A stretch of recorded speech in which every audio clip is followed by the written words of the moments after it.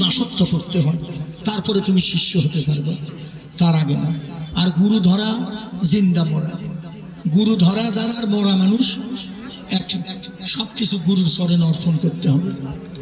বাবা প্রেমানন্দ হাওয়ালদার নওগাঁ, দেবশ্রী সরকার সাতক্ষীরা কমিটির বাবুরা আসরে আসে, তাদের পক্ষ থেকে নিমন্ত্রণ করলাম।